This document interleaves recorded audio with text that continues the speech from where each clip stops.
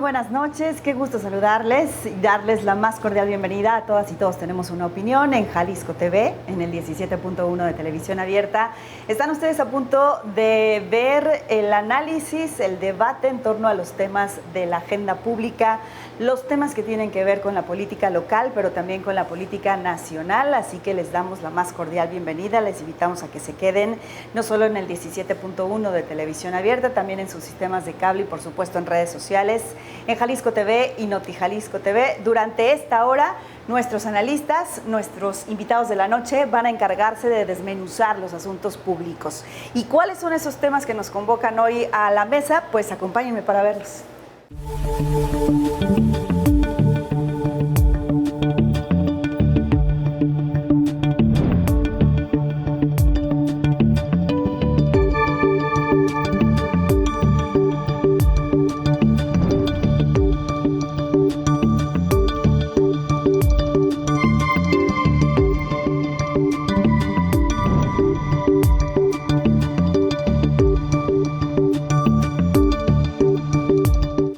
Ahí lo tienen, esos son los asuntos que hoy vamos a abordar y les presento a quienes los analizarán en esta noche. Luis Cisneros, analista, bienvenido. Buenas noches, Luis. Muchas gracias, buenas noches. También está con nosotros Patricia Sánchez, periodista y analista. Buenas noches, Pati, bienvenida. Buenas noches, ¿cómo están? Buenas noches.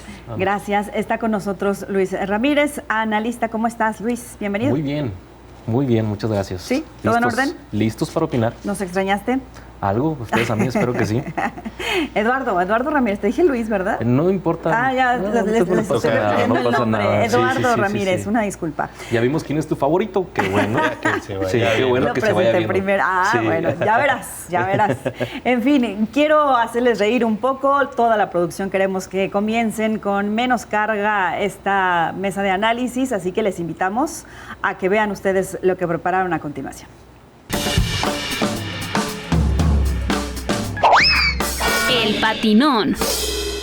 Un saludarlo. ¿Cómo está? Coordinador. Bien. Sí, yo voy a tu ir. Sornes, jefe. Come on, there he is. Boom! All right, very good.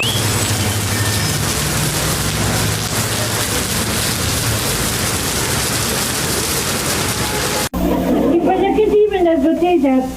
Pues para mojarse, menso. Hay inversión en el metro. La línea 1 del metro es nueva. Y la jefa de gobierno está invirtiendo también en el metro y en el tren ligero. ¿Qué va a pasar con ese dobleteo de partido? Sí, bueno, no estamos dobleteando nada. Yo pertenezco al grupo parlamentario de Morena y fui un candidato externo a la Diputación. ¿Mantienen la bancada como aliado ahora Paz? Desde luego, hasta que no se tome una decisión. Una bancada es tener una camiseta. Pues sí, pero soy un candidato no afiliado a Morena, fui un candidato externo de Morena. Mire usted, ya cambia el asunto en esa forma y en ese caso la medicina legal es esa. Hay otra, pero todavía no se sabe. ¿Usted sabe lo que está diciendo? No, yo no. Nada más que chulada. A ver, pues queda claro que Morena mide con una vara a los suyos y con otra muy distinta a la oposición. En el audio que hoy se dio a conocer, la gobernadora Marina del Pilar dice estar dispuesta a contarle al FBI lo que ha escuchado en las mesas de seguridad.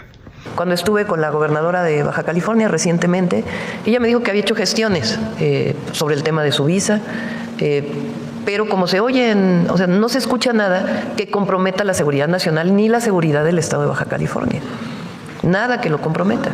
Entonces, ella lo explicó y no pensamos que haya un delito que perseguir. Y hay una pregunta que México merece que se responda. ¿Qué información estuvo o está dispuesta a entregar? Y mientras esto ocurre, Morena calladita. Calladita te ves más bonita. Son los mismos que acusaron de traición a la patria a la gobernadora de Chihuahua por cooperar con Estados Unidos para desmantelar un narcolaboratorio. Que es que había una agencia colaborando con un gobierno estatal sin haber dado parte a la Secretaría de Relaciones Exteriores, cumpliendo con la Ley de Seguridad Nacional. Y eso tiene que ser así. tiene que ser así, no está sujeto a interpretación.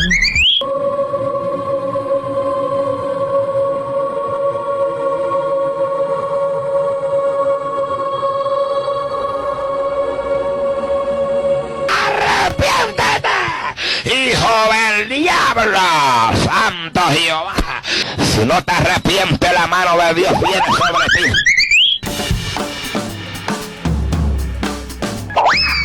El patinón. Pues ese es el patinón de esta semana, las y los políticos que resbalaron en la noche. Bueno, apenas la semana acaba de iniciar, pero luego también el fin de semana nos dan material, así que bueno, ahí tienen ustedes. Opinen en redes sociales, en Jalisco TV, Noti Jalisco TV, y si tienen alguna sugerencia de alguien a quien quieran ver en el patinón, pues adelante. También les invitamos a que nos escriban en redes sociales y con mucho gusto los incluimos en esta sección donde el que no cae patina. Pero bueno, ahora vamos con los temas serios de la noche. Este lunes se llevó a cabo en el área metropolitana de Guadalajara y también en el municipio de Puerto Vallarta un simulacro de seguridad al que convocó la defensa, el ejército en nuestro país y en el que participaron también las corporaciones del gobierno del estado. Es un simulacro que en un inicio se habló de que pretendía que las unidades de estas corporaciones reaccionaran ante hechos como los ocurridos el pasado 22 de febrero, donde hubo bloqueos en las principales avenidas, en carreteras también, pero no necesariamente o no exclusivamente un hecho de esta naturaleza, sino también situaciones que tienen que ver con inundaciones, con tráfico pesado a consecuencia de un accidente muy grave, como el ocurrido también el domingo en la carretera en Plan de Barrancas, aquí entre Jalisco y Nayarit. Así que me gustaría saber la opinión de nuestros invitados. Primero que nada, que me digan, pues, ¿qué les parece que se hagan este tipo de simulacros? Porque yo vi, por lo menos en redes sociales, opiniones divididas en cuanto a que si esto está normalizando o no un hecho de seguridad como es el de los bloqueos. Sí. A ver, Eduardo, comienzo contigo para que veas que no tengo favoritismos. Mira, qué bueno. Mira, primero decir que es bueno que se hagan el tema de los simulacros. Hay simulacros que estamos más acostumbrados, que es el tema de los sismos, ¿no? O sea, ¿por qué? Porque se busca, a lo mejor no prevenir algo, pero sí minimizar daños. Pero eso no queda ahí. O sea, sí hay una reflexión de fondo que es la que tú mencionas, ¿no? Hablo del tema de los terremotos porque a las placas tectónicas no se les puede combatir, nada más al crimen organizado sí. Entonces hay una diferencia en ese tema, ¿no? Entonces sí creo yo que de repente el que al jalisciense nos empiezan a meter, que a lo mejor incluso se hablaba hoy de otro simulacro, pareciera que estamos normalizando que va a ser parte de nuestra vida este tema de los narcobloqueos. Aquí tengo apuntado, fueron 252 narcobloqueos, no nada más en Jalisco, en 20 estados, ese tema del 22 de febrero que comentas. Entonces, sí que bueno para el tema de minimizar daños, pero sí pareciera que de alguna forma pues estamos aceptando que tenemos un problema grave y que no lo podemos combatir. Para finalizar la primera intervención, investigué, Israel, Irán tiene el Soham 2025, que son simulacros antiterroristas, Yemen, Jordania y Emiratos Árabes también lo tienen. ¿Qué comparten estos países que en algún punto están o estuvieron en guerra? Entonces, hay una reflexión para acá de si aquí también estamos en guerra. Claro. ¿Tú coincides con eso, Pati, o te parece que es una decisión acertada, sobre todo para que las corporaciones pues ya sepan exactamente cómo reaccionar ante estos sucesos?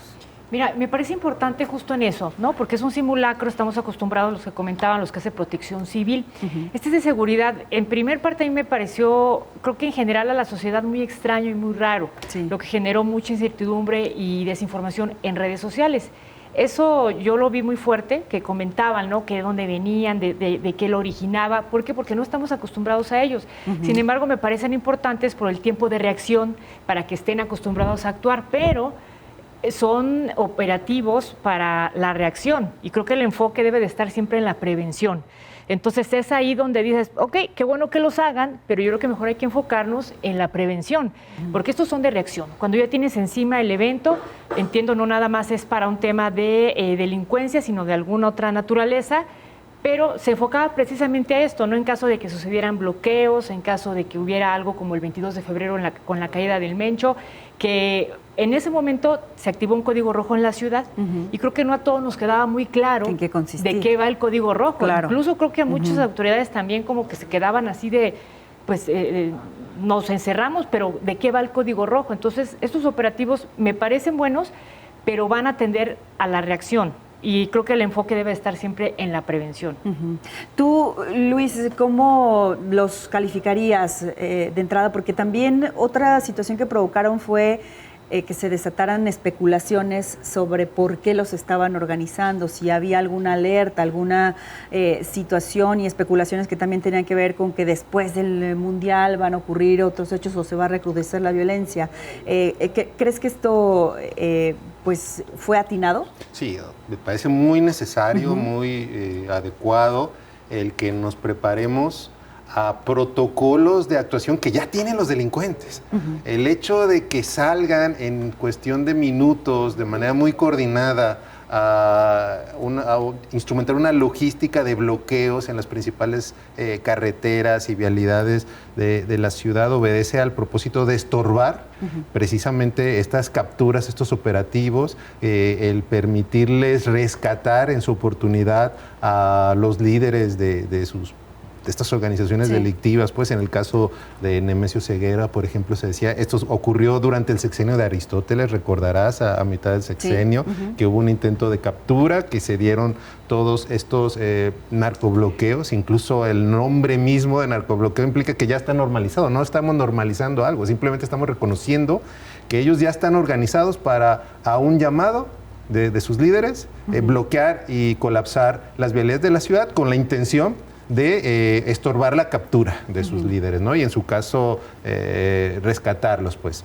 Entonces, me parece más que adecuado que estén preparados nuestros cuerpos de seguridad para responder con la misma prontitud.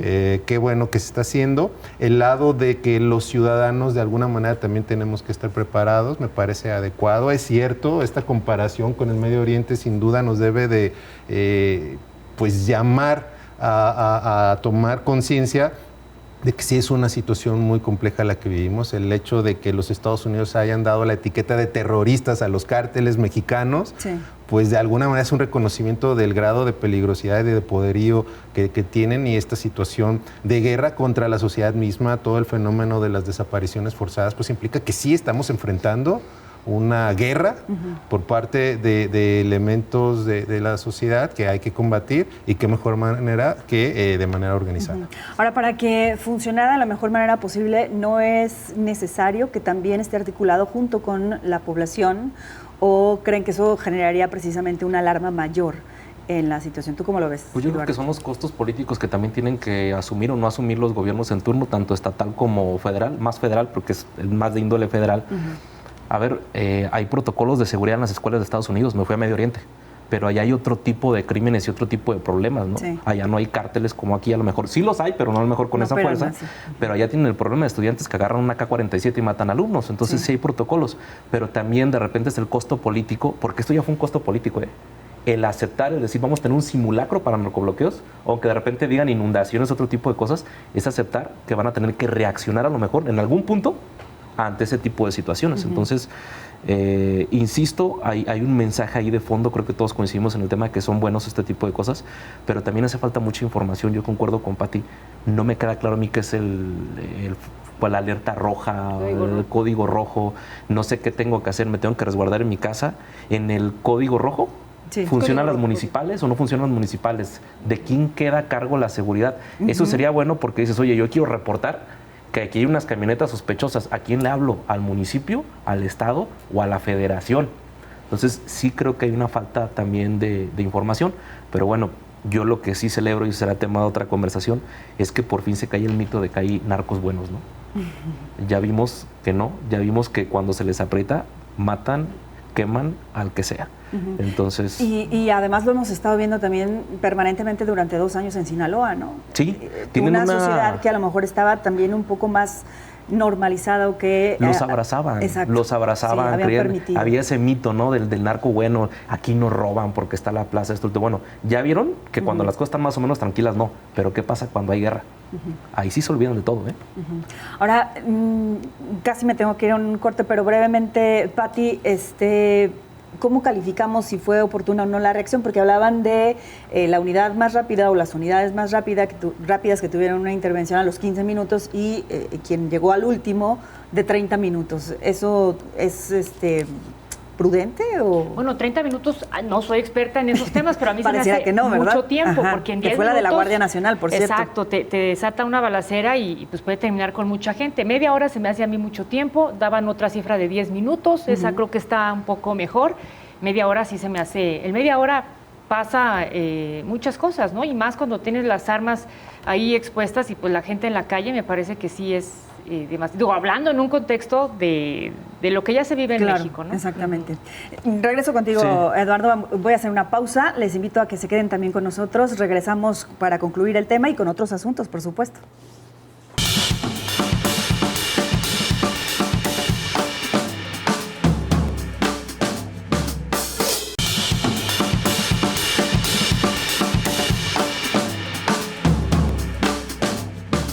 Gracias por seguir aquí en Todas y Todos Tenemos una Opinión. Estamos analizando, antes de irnos a la pausa, en eso nos quedamos, el simulacro de seguridad que se realizó este lunes en el área metropolitana de Guadalajara principalmente.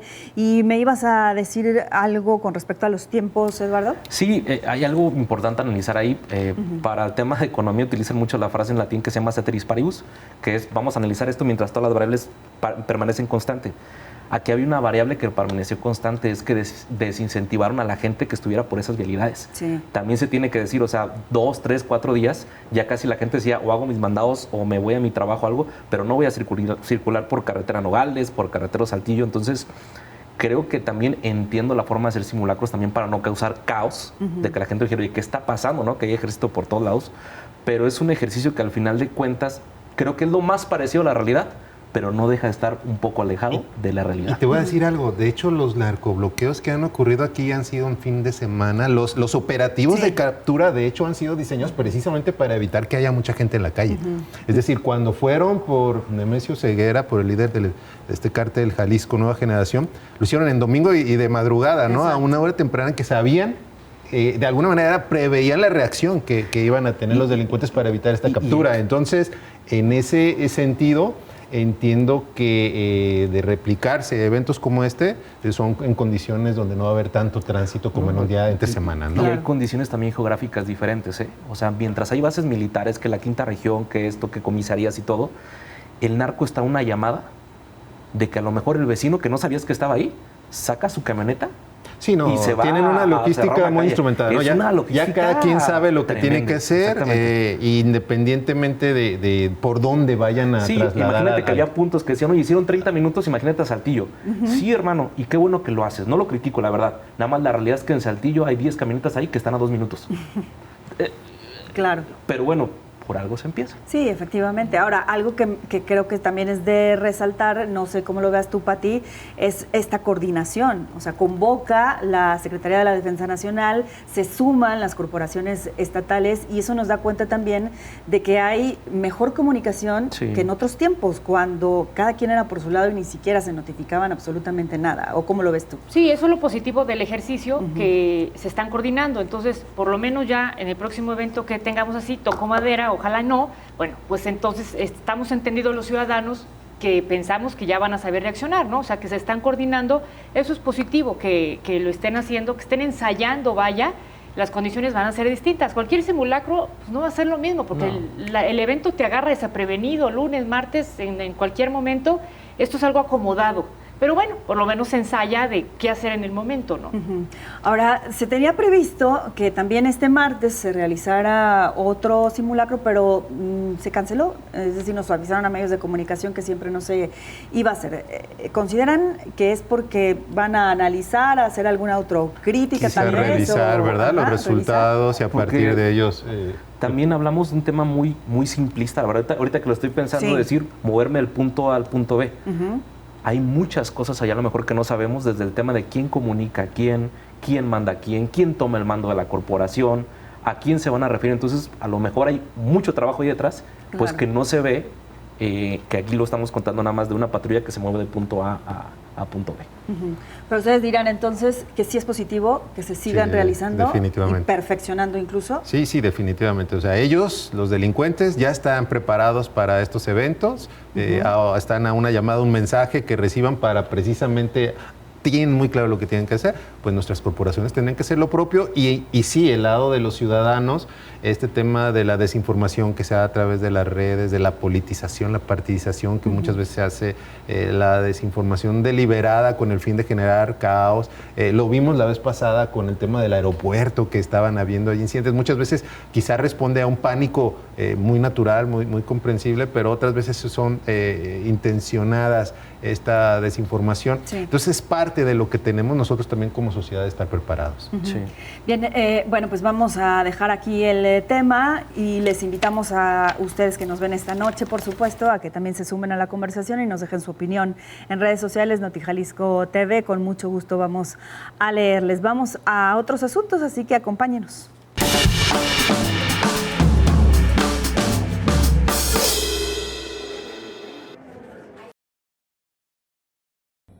Muy buenas tardes a todas y a todos. Mi nombre es Ana Fátima López y esta es una videocolumna para el programa Todos Tenemos Una Opinión. Y el día de hoy en particular quiero hablar acerca del informe que recién emitió la Comisión Nacional de Derechos Humanos, donde en la página 55 específicamente se establece que ninguna autoridad, ojo aquí, ninguna autoridad, llámese local, municipal, estatal o federal, intervino en la desaparición de los 43. Cri, cri, cri, cri. ¿Y por qué hago este signo? Porque Murillo Karam, en aquel entonces procurador de la República, se encuentra en prisión porque supuestamente como autoridad intervino. Entonces quedan dos cuestiones. O con este informe se le busca dar libertad a Murillo Karam, o con este informe deberíamos de meter a la cárcel a la comisionada. Yo creo que lo segundo, pero dejémoslo a su decisión. Y en este informe no solamente llegan a decir estas cosas, sino también empiezan a decir que el grupo de expertos independientes de la Comisión Interamericana de Derechos Humanos, ojo aquí, se equivocó y que generó una narrativa basada en especulaciones que está generando muchísimo daño y caos porque debido a esta narrativa que ellos crearon, se está haciendo creer que el Estado mexicano fue capaz de desaparecer a 43 alumnos. ¿Ustedes creen? O sea, pobrecito el gobierno mexicano que es incapaz de hacer eso. Eso no pasó en el 68, fue mentira. 2 de octubre no se olvida. Pero bueno, entendamos que la narrativa, ¿quién la tiene ahora y qué es lo que quieren hacer? Mentirnos en la cara. El gobierno quiere mentirnos con el informe de la Comisión Nacional de Derechos Humanos, haciéndonos creer que efectivamente lo que pasó, no pasó. Y que no fue culpa del gobierno y que nunca estuvieron interviniendo ni siendo parte de nada. El informe de la comisionada no se para ahí. Se va también en contra de la sociedad civil organizada, en contra de todos los movimientos que se crearon para poder defender. Me pregunto ahora qué les diremos a todos los que se encargaron de hacer documentales, historias, videos, libros al respecto, que les digan en su cara que están mal, que la información que lograron obtener es falsa y que ahora lo único verdadero es lo que dice la comisionada, que es más falsa que el propio informe que él envió. Muchísimas gracias.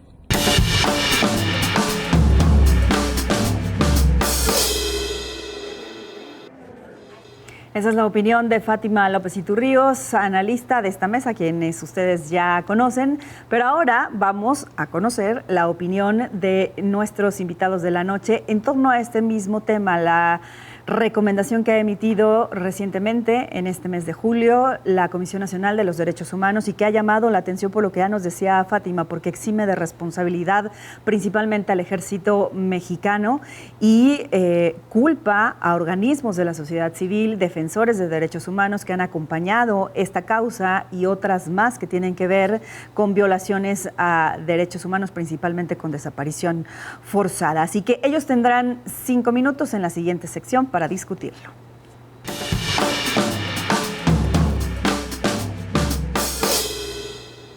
Ya saben las reglas, Eduardo, Pati, Luis, son 5 minutos para que entre ustedes debatan, analicen o incluso, puede ser, discutan este tema de la Comisión Nacional de Derechos Humanos.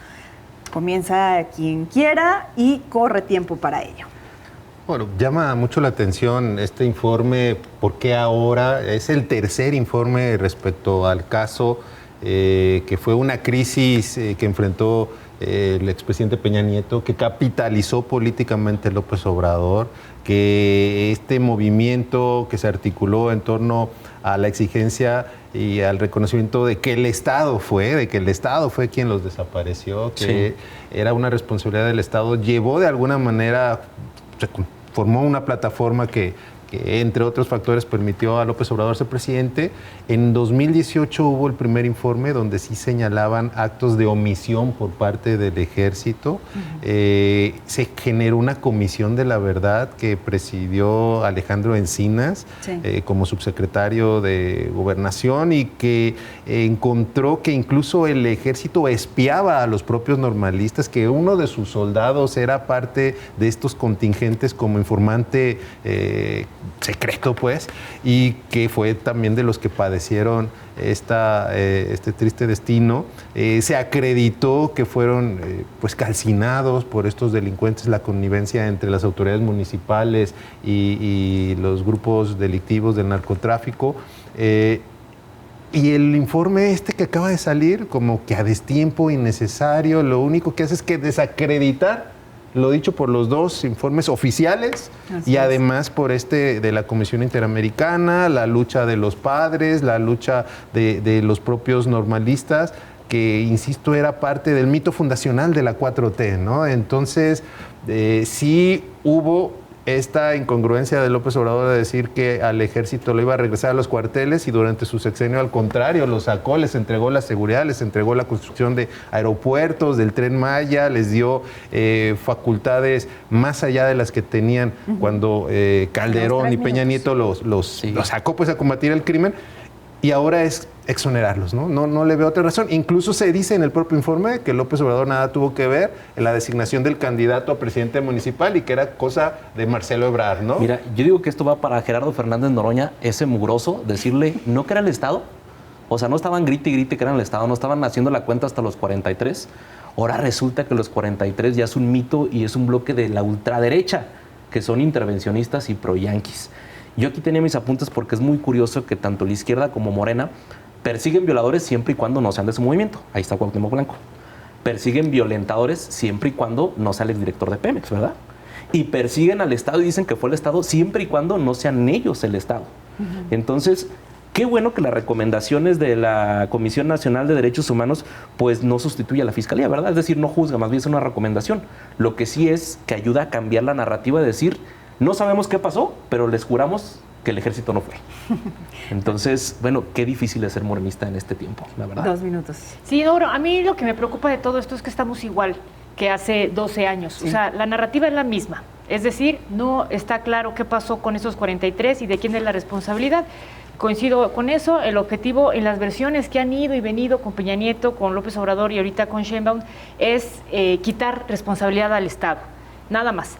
Pero la certeza en las investigaciones que necesitan los padres de los 43, pues no la tenemos, y lo peor es que muy probablemente no la vayamos a tener.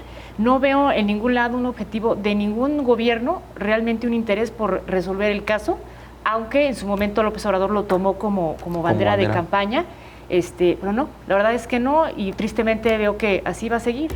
Fíjate, al final la verdad histórica era la verdad histórica, o lo que sabemos es lo que en su momento dijo Murillo Karam, y justamente ahora lo encarcelaron por supuestamente una cuestión de encubrimiento, que ahora resulta que no vota. No, y además, entonces, lo que necesita la gente de Ayotzinapa es justicia, ¿eh? No son ni informes ni llamadas a misa de la Comisión Nacional de Derechos Humanos, esa es la verdad.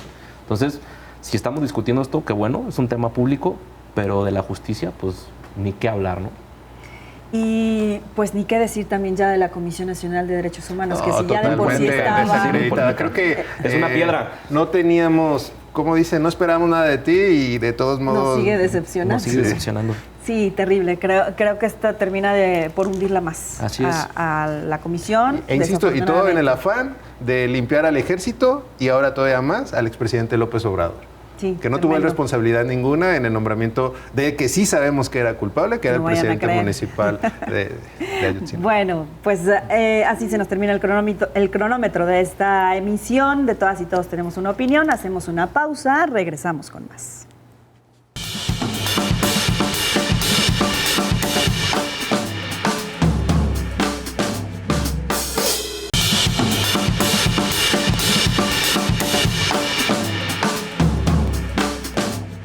Seguimos adelante con más de Todas y Todos Tenemos una Opinión en esta noche de Mesa de Opinión Política. Les recuerdo que la barra de opinión de Jalisco TV se transmite de lunes a viernes a las 10 de la noche y los martes y jueves ustedes pueden ser testigos de los análisis, del debate, de la discusión que gira en torno a los asuntos públicos, a los asuntos que tienen que ver con Jalisco y también con México. En esta noche me acompañan Luis Cisneros, Pati Sánchez y Eduardo Ramírez y a continuación van a calificar una política de gobierno, ya verán de qué se trata, así que primero veamos la sección que tenemos a continuación.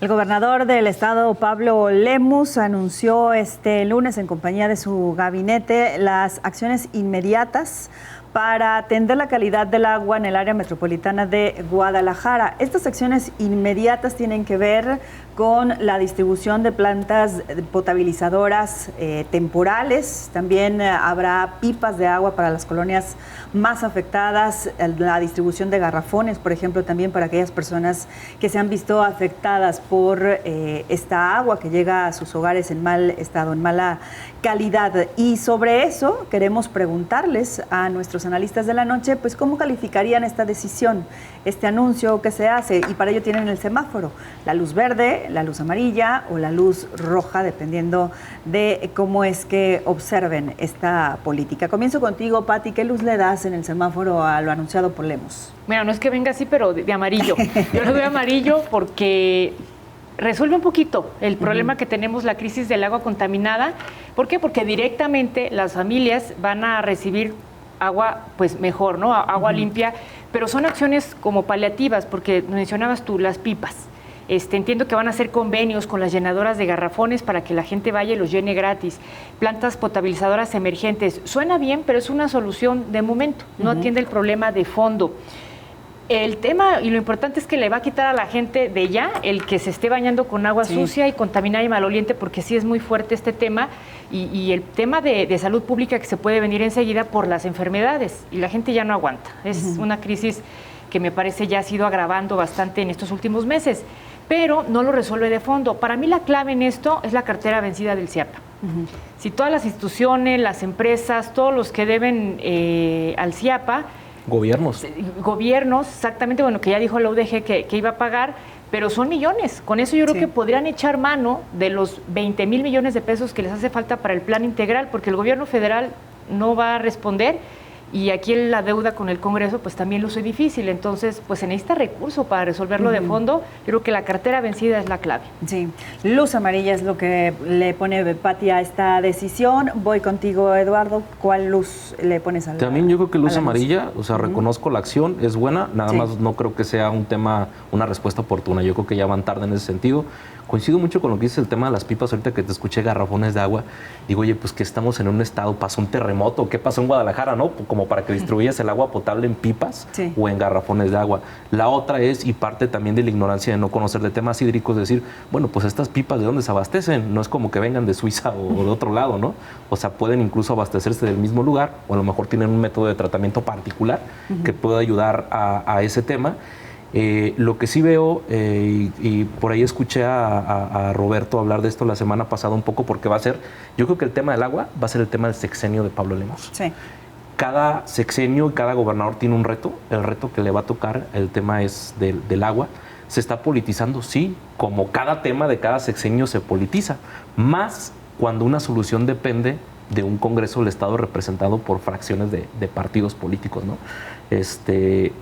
Veo muchas quejas por parte, precisamente MC acaba de lanzar un comunicado por parte de la coordinación de la bancada, de decir pues, que se está politizando, que el PAN, que el PRI, yo creo que de todos lados. Sí. Hoy hasta la mañanera respondió Claudia Sheinbaum cuando le dicen, oye, que dice Pablo Lemus que no hay ningún peso, y le manda a decir Claudia Sheinbaum, oye, pues en vez de decir eso, que mejor me marque.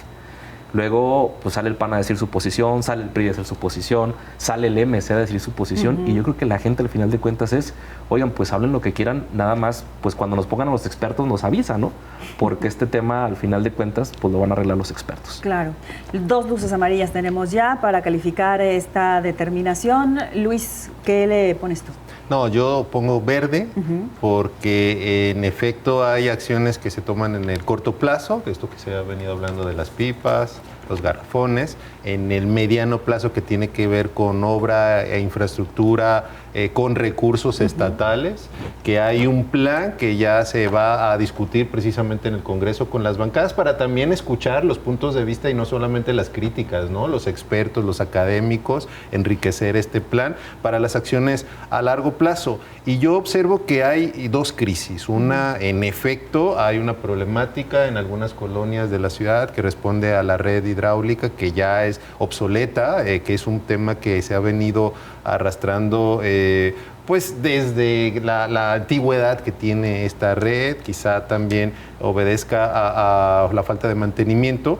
Esa es una crisis real que está afectando a algunas familias, pero también creo que hay una crisis mediática, política, donde este tema justamente se está convirtiendo en el tema, yo no sé el sexenio, pero al menos de este año ha sido recurrente, el mundial se atravesó, y yo creo que eso habla también bien de la propia administración, porque si tu principal problema o todo el objeto de las críticas es ese, en su momento era el tema del aumento del transporte, que lo cancelas, que dices, ¿sabes qué? Va para atrás. Entonces la oposición en este afán muy lógico, con mucho sentido, de partidizarlo, politizarlo y obtener un rédito electoral, pues ahora dice, bueno, el agua.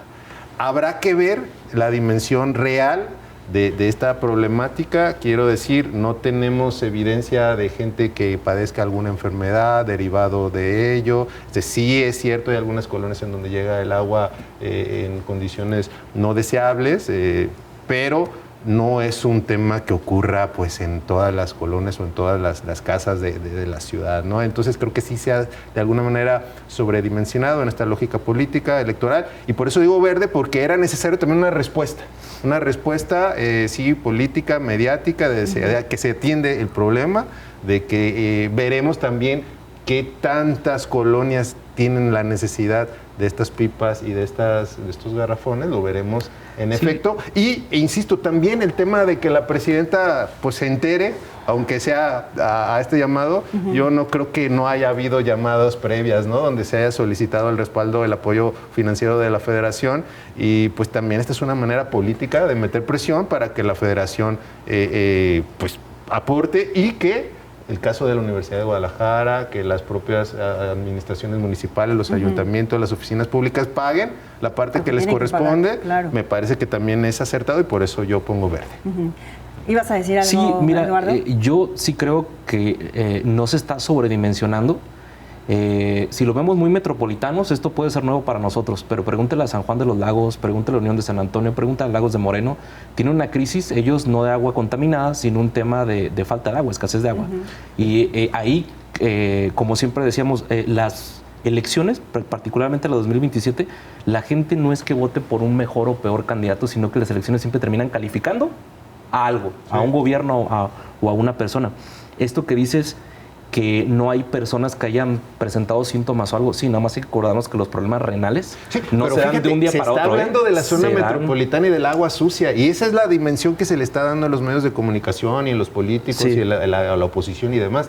Ese problema que tú dices, a mí me parece que es más real que lo que ahora se está manejando. Fíjate del agua que yo sí sucia difiero un poco, porque yo sí percibo que son más colonias donde sale el agua sucia, más que en tiempos donde en Poncitlán y demás se vienen las enfermedades renales. O sea, en los últimos meses yo sí he visto más reportes y más quejas de gente que dice, ¿sabes qué? Como que sí traigo una infección en los ojos o en la piel, sin exagerar, porque digo, dan crédito a las imágenes de agua muy sucia. Yo sí considero que esto sí se ha agravado bastante, no sé, en los últimos 2-3 meses. ¿Y no crees que hay también un vacío de información? Se tiene que decir, cuando de repente hay estudios o notas mediáticas que dicen, oye, hay un estudio que hay materia fecal, ciertas toxinas, bla, bla, bla. No soy un experto en eso, pero no vienen del propio CIAPA, vienen o de universidades o de organismos especializados en el tema.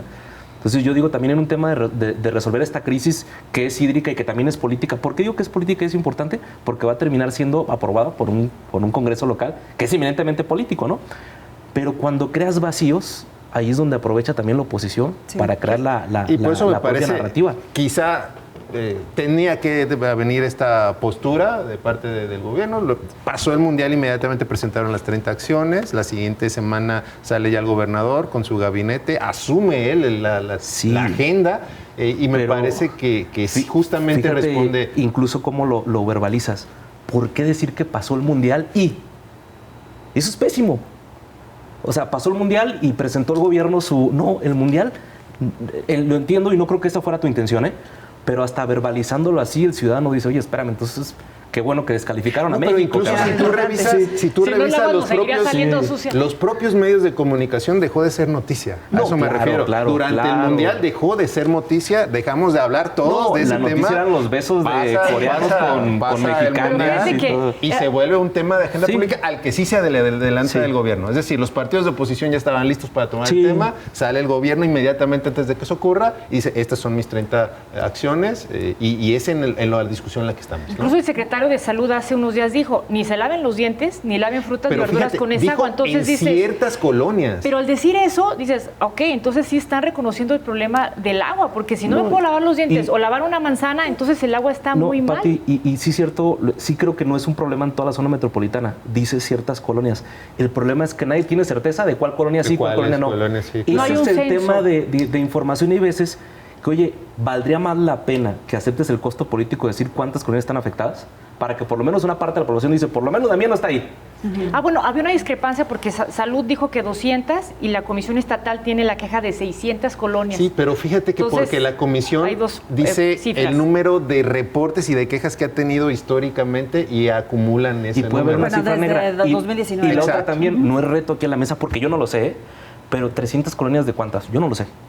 600 ¿de cuántas? En Guadalajara solamente hay alrededor de 600 colonias. Ajá. Solamente en Guadalajara, en la zona metropolitana. Has pasado por el Servicio Público de Zona Metropolitana y qué bueno, te felicito que tengas como esos datos frescos. Pero también como ciudadanos hay veces que necesitamos como, oye, no nos lo comuniques como si ya supiéramos el contexto. Y como tú dices, ¿qué tanto es grave, no? Sí.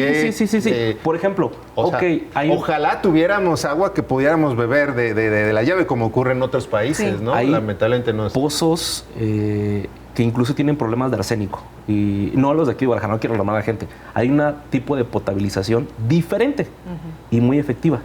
Pero cuando te empiezas a explicar y todo, a lo mejor puede venir un experto y decir, oye, si hay este tipo de toxinas, pero el nivel de partículas que hay no representa un riesgo para la salud. ¿Cuánto tiempo llevamos conviviendo con eso, verdad? El tema es que cuando hay un vacío de información, pues viene la paranoia. Y hay temas donde la oposición posiciona problemas y hay temas donde la oposición se sube a la ola. Y yo creo que en este caso se está subiendo a la... Sí, la misma agenda mediática, ¿no? Déjenme, hago una pausa, si gustan regresamos para concluir, porque además tengo la opinión de las personas en torno a esta medida, que digan ellas qué es lo que piensan en torno a la decisión que ha tomado el gobierno del Estado. Así que vamos a la pausa y regresamos.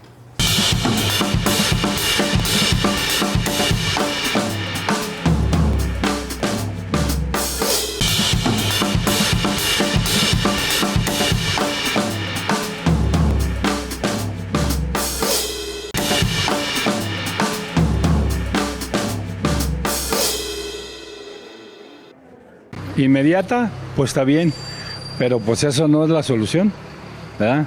Hay que las plantas tratadoras de agua, pues darles mantenimiento, ¿verdad? Invertir mucho en ese ramo. Pues está bien que hagan esa obra, porque sí, a veces cuando no hay agua, la gente sí batalla. Hay que conseguirla, hay veces que hasta tienen que comprar por pipas, porque ya me ha tocado a mí. Pues es bueno, pero quizás estaban tardando, pero lo más viable es que se ponga ya a trabajar y reparar lo que está descompuesto, ¿no? Pues sería buena opción, pero que lo hagan y que de veras sea agua potable, porque ahorita como está el agua no creo que... ¿Quién sabe? Estamos con la duda de que quién sabe si de veras lo hagan. Ojalá y de veras. Sí, sería buena opción de mover pipas pues con agua potable, porque sí está un problemón con el agua sucia, que toda la gente pues nos estamos quejando, ¿verdad? Pero sí pues, sería buena opción pues. Buena opción, o sea, la estrategia que ellos tomen yo creo que es la mejor. Sí es cierto, hay zonas que está muy mal el agua, como por ejemplo nosotros duramos casi 4 meses sin agua. y el ayuntamiento sí nos proporcionaba las pipas. Claro, no purificada, pero sí.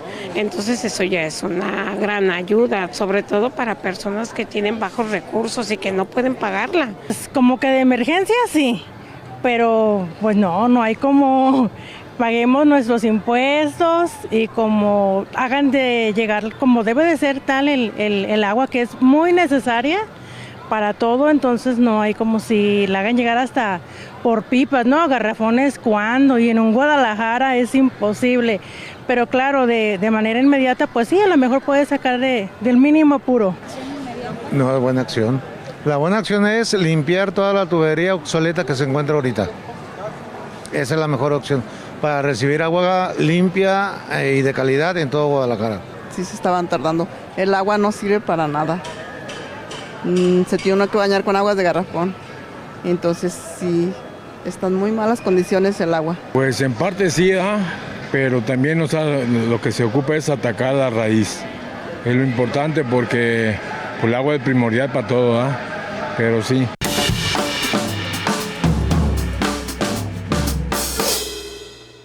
Eso es lo que piensan las personas que fueron entrevistadas por Jalisco TV en torno a esta decisión. No sé si quieran concluir con algo para después cambiar de tema. Adelante, Eduardo. Yo sí quiero de algo que no hablamos nada más rápidamente. Hay que hacer un pacto también con gobierno y ciudadanos, porque también en la medida de lo posible, sé que la situación económica no es la mejor, pero en la medida de lo posible hay que pagar también los recibos del agua. Sí. Hay una cartera vencida impresionante que viene también de gobiernos, pero también viene de particulares. Y le terminan subiendo la tarifa al que paga y el que no paga pues sigue sin pagar. Entonces, celebro el tema de que haya un plan hídrico, mis mejores deseos. Claro. Lo que hablamos ahorita es de la situación actual, pero creo que coincidimos en la situación futura que tiene que ser mejor. Sí, Pati. Sí, nada más decir, es que el tema del agua ahorita, el problema no nada más es que salga sucia, es un problema más grande porque sale sucia, hay mucha escasez y también a diario hay mucha fuga de agua. Una gran cantidad de porcentaje de agua que se desperdicia en la zona metropolitana son por fugas y duran días y vienes reportándola y no atienden las fugas. Entonces son como varios frentes los que tiene que atender la institución. Claro. La conclusión, Luis. Justamente son diferentes temas que tienen que ver con el agua, las fugas que hay inciden en el desabasto. Estamos hablando de una infraestructura que en el caso de la ciudad tiene 70 años de antigüedad. Esta coloración que tiene el agua tiene que ver con los sedimentos, justo con el desgaste de las redes hidráulicas. Es una inversión multimillonaria que se dice que como no se ve, los gobiernos pues no atienden hasta que finalmente se vuelve un tema justamente como lo que estamos hablando, un tema mediático que ojalá nos dé la oportunidad de resolver problemas que en efecto hemos dejado de atender, como es el tema del abasto, como es el tema de la región norte, por ejemplo, del estado, que se tiene que atender, y que ya ahora que nos tocó la zona metropolitana y que por ende se vuelve un tema de agenda y que los partidos políticos de oposición están retomando, pues qué bueno que haya una acción que nos involucre a todos. Que ahí está el foco.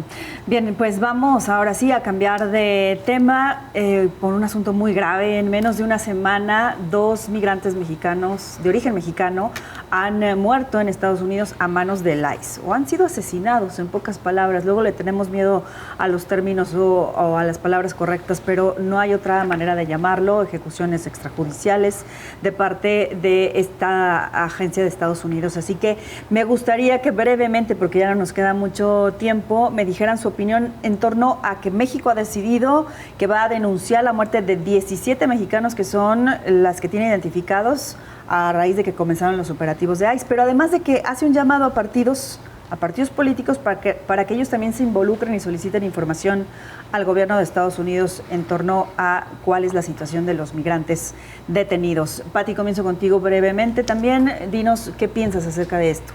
Y que tiene que intervenir derechos humanos totalmente, para eso están también organismos internacionales, es decir, la ONU o la Comisión Interamericana de Derechos Humanos. Tenemos más tiempo. ¿Mande? Tenemos más tiempo. Okay. Sí, digo, México puede denunciar, demandar, pero creo que no va a servir de mucho. Sí. Yo llamaría a los organismos internacionales, tiene que haber mecanismos para que estos crímenes no se repitan. ¿No? Digo, sabemos una situación compleja, Que denuncie México, sí, está en su derecho, pero creo que eso no nos va, no va a servir de gran ayuda, pero sí llamar a los organismos internacionales que para eso están, para defender los derechos humanos y aquí pues, totalmente violentados para los migrantes en general. ¿Y el que haga este llamado a los partidos políticos, crees que esté de más o es necesario que también se involucren? Bueno, pueden incluirse, involucrarse, pero yo me iría a instancias internacionales.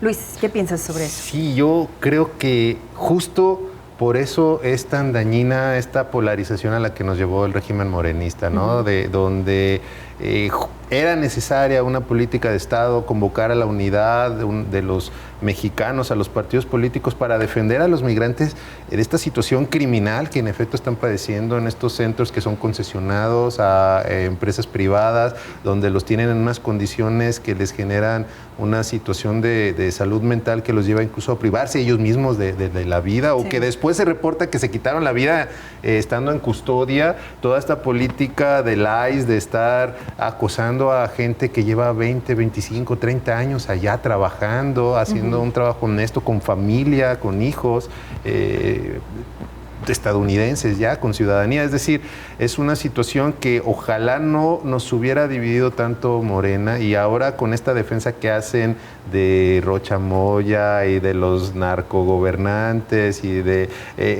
lamentablemente han contaminado todo esto. El PRI ya dijo que no se suma, ¿no? Desconozco la posición del PAN. MC me parece que manifestó estar respaldando este llamado de la presidenta.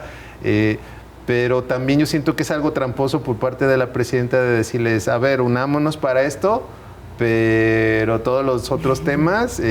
lo vimos con esta gobernadora, ¿no? En esta grabación que dice que ella está dispuesta, Marina del Pilar, dispuesta a revelar secretos de seguridad pública a cambio de que le regresen la visa y de que no la investiguen y que no le congelen sus bienes que tienen en los Estados Unidos. Sí, claro. Y cómo estuvieron semanas atrás acusando a la gobernadora de Chihuahua por colaborar con la CIA en el desmantelamiento de este laboratorio de fentanilo. Entonces, este doble discurso es lo que no permite que estemos unidos en un tema como debiera ser tan relevante como la defensa de nuestros migrantes en esta política que sí tiene esta sí es de ultraderecha, tiene todos los elementos, campos de concentración, una detenciones por parte de una agencia que por una cuestión racial, étnica, detiene a la gente les priva de sus derechos, los mete en estos centros de concentración y donde ya 17 mexicanos han fallecido bajo custodia. Entonces, ¿qué nos recuerda esto? Episodios de la historia